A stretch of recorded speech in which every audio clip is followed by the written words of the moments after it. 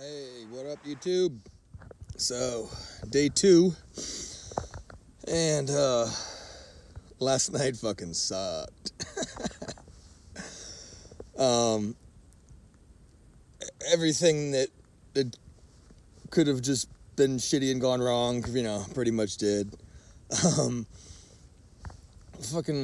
since the road was such a mess, I couldn't get my truck all the way down. Just fighting through all the brush that's been growing up since the past 6 years, since it was logged, was tough. And I did a little exploring down to like where I'm ultimately going to build a shelter. And it was even more thick, so it was taking forever to cut through that. And shouldn't have been doing that. Should have just focused on just getting something built like I had planned. And anyway, and then I was dealing with a couple fucking hippies up on the hill that trying to put up some fence. I don't know. It was my buddy who owns this. When he comes out and mows through their fence, I'm sure we'll take care of that. But anyway,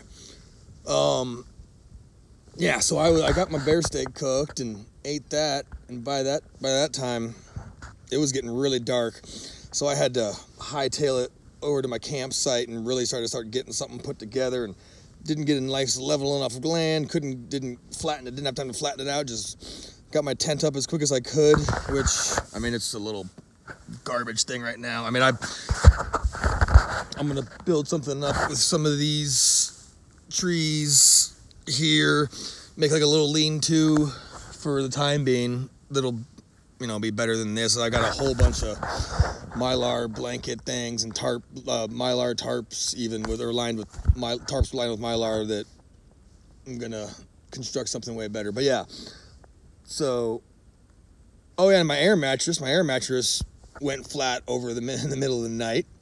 Oh, and since I was in such a hurry trying to get a fire going, trying to collect wood, trying to cut wood, I was sweating my balls off underneath all my layers. So when I went in to go to bed, I'm soaking wet, which one of my mentors, Les Stroud, always says, "You sweat, you die."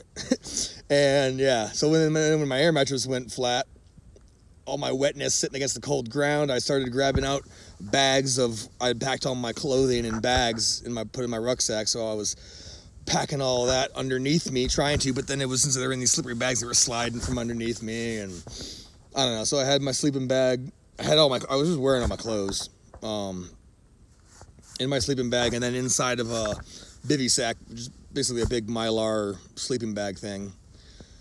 And I mean, I was all right. I fell asleep probably around midnight, and then I woke up. I mean, yeah, I probably had like 6 hours, maybe 7.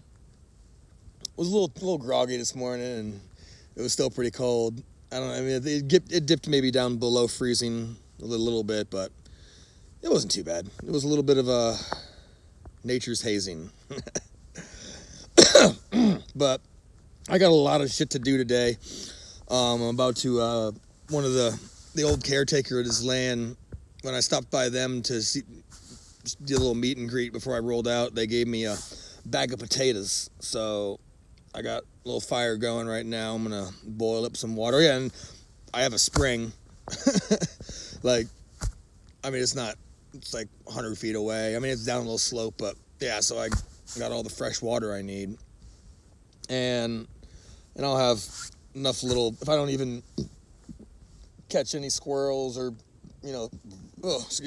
small game, I got enough potatoes and got a thing of peanut butter for, mainly for the traps, but I like to eat peanut butter, so. But yeah, I'll have enough to eat, even if I don't catch anything until my buddy gets out here, and they're going to have a bush hog, they're going to have some chainsaws. I mean, things will get cleared out much better then, but until then, stay tuned.